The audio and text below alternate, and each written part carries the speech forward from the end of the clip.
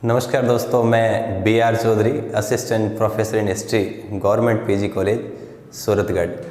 हम पढ़ रहे थे भारतीय संविधान और आज हम पढ़ेंगे महान्यायवादी, अटॉर्नी जनरल ऑफ इंडिया, भाग 5 संघ। देखो, संविधान के 22 भाग तुम्हें याद है। भाग 1 में है संघ और उसका राज्य क्षेत्र, 2 में नागरिकता, भाग 3 मूल अधिकार, भाग 4 नीति निर्देशक तत्व है और भाग 4 क्या है तो कर्तव्य, मूल कर्तव्य जो बाद में जोड़ा गया। और भाग 5 में है संघ। तो भाग 5 में संघ है, तो ये महान्यायवादी है, ये भाग 5 के अंदर है। तो आज हम पढ़ेंगे महान्यायवादी के बारे में, है ना, अटॉर्नी जनरल ऑफ इंडिया। देखो, महान्यायवादी है 7-8 बातें हैं, तो 2-3 भागा में बांट के पढ़ लेवा ताकि अपन इजी समझ में आ जाए। तो महान्यायवादी पढ़ने वास्ते आप 3 भागा बांटी है, पूरे टॉपिक ने बांट लियो। पहले सामान्य परिचय, बिंग बाद में महान्यायवादी की क्या योग्यता है, कौन नियुक्ति करे, किन त्याग पत्र देश के और कितो कार्यकाल है। बिंग बाद में महान्यायवादी को काम के और उनकी शक्तियाँ क्या है। तो आइए 1 बाय 1 करके इनको देख लेते हैं। सारों ने पहला पीछे बात करा महान्यायवादी को, पहले पॉइंट सामान्य परिचय। सामान्य परिचय की बात करा तो संविधान को भाग 5 जगह में संघ है। भाग 5 के अंदर है ना उल्लेख है महान्यायवादी को। यदि बात करा अनुच्छेद, तो अनुच्छेद है 76। कई बार तो डायरेक्ट अनुच्छेद ही पूछ ले, है ना। तो भाग 5 संघ में और अनुच्छेद 76 में महान्यायवादी पद का क्या है उल्लेख है। अच्छा, महान्यायवादी कौन है? भारत का सर्वोच्च विधि अधिकारी और भारत का प्रथम कानूनी सलाहकार है। तो मैं लिख रहा हूं भारत सरकार का प्रथम विधिक अधिकारी है। तो कौन है महान्यायवादी? भारत सरकार का प्रथम विधिक अधिकारी। ठीक है, तो सामान्य परिचय में आप देख लियो, भाग 5 संघ में है और अनुच्छेद 76 में महान्यायवादी पद को उल्लेख है। कौन है ये? भारत सरकार का प्रथम विधिक, है ना, अधिकारी है। आगे यदि आप बात करा योग्यता, नियुक्ति, त्यागपत्र और कार्यकाल। देखो, यदि आप बात करा महान्यायवादी की योग्यता की तो बहुत इजी है, भाग 5 में है। तो सिंपल सी बात है, संघ की बात है तो संघ केंद्र के अंदर सबसे बड़ा जो कोर्ट है सुप्रीम कोर्ट, तो सुप्रीम कोर्ट के जस्ट के इक्वल है। तो योग्यता महान्यायवादी की वही होगी जो सुप्रीम कोर्ट के जज बनने की योग्यता होती है। तो SC सुप्रीम कोर्ट के जज की योग्यता के समान, है ना, इजी। नेक्स्ट, नियुक्ति और त्यागपत्र बहुत इजी है। देखो, यदि आप बात करा नियुक्ति और त्यागपत्र दोनों सेम ही है। नियुक्त भी कौन करेगा? राष्ट्रपति। और यदि त्यागपत्र देना चाहे तो भी किन देसी? राष्ट्रपति ने। तो नियुक्ति और त्यागपत्र दोनों कौन हो जाएगा? राष्ट्रपति। राष्ट्रपति महान्यायवादी की नियुक्ति करते हैं, महान्यायवादी त्यागपत्र ना देना चाहे तो राष्ट्रपति महोदय को दे देंगे ना। बिंग बाद में यदि बात करें आप कार्यकाल की, बहुत इजी है। देखो, कार्यकाल की यदि बात करें तो बहुत सिंपल है, कॉमन सेंस की बात है, क्योंकि राष्ट्रपति ही नियुक्त करते हैं तो इनको कार्यकाल हो जी राष्ट्रपति के प्रसाद पर्यंत। तो क्या हो जाएगा इनका कार्यकाल? राष्ट्रपति के प्रसाद पर्यंत। तो राष्ट्रपति के प्रसाद पर्यंत, है ना कार्यकाल।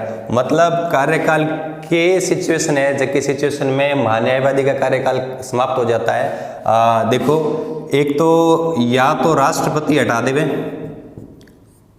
मतलब या तो राष्ट्रपति इनको हटा दे या ये राष्ट्रपति को क्या दे देंगे? त्यागपत्र। या समूची मंत्री परिषद ही क्या दे दे? त्यागपत्र, है ना।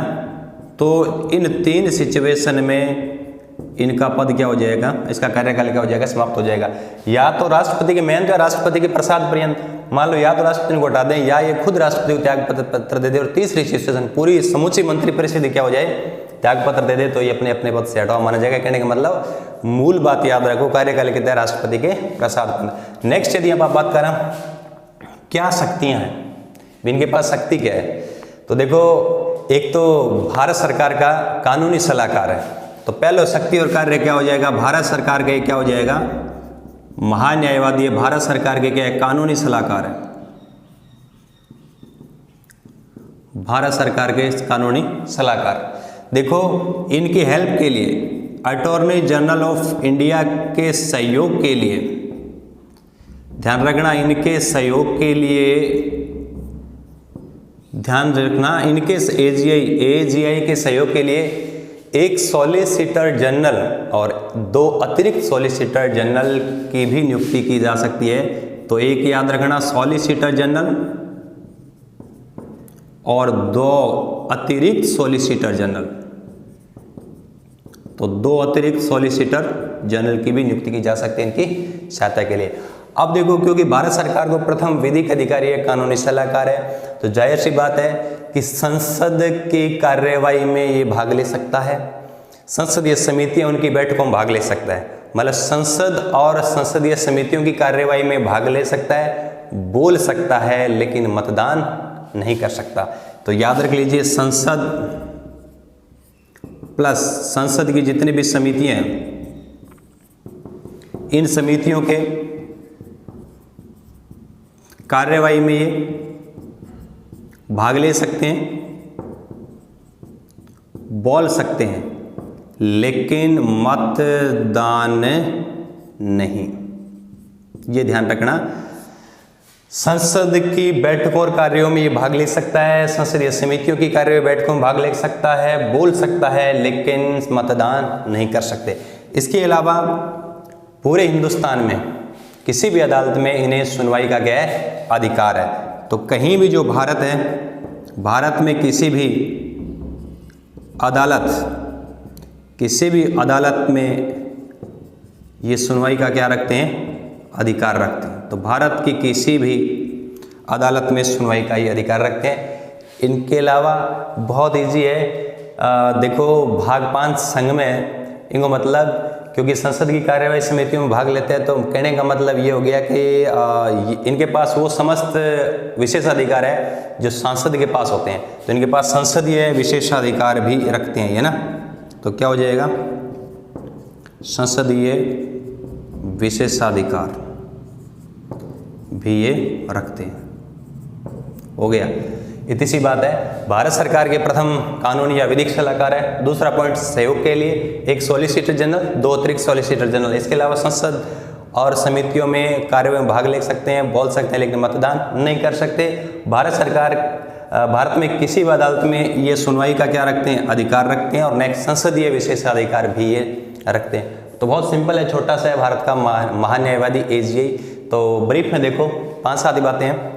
सामान्य परिचय, फिर योग्यता, नियुक्ति, त्यागपत्र, कार्यकाल और तीसरा शक्तियां और कार्य।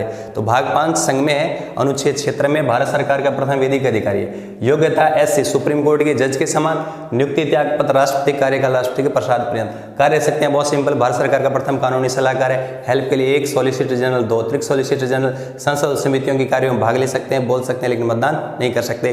कहीं भी सुनवाई कर सकते हैं, इसके अलावा संसदीय विशेषाधिकार रखते हैं। तो उम्मीद करते हैं कि आपको समझ में आया होगा।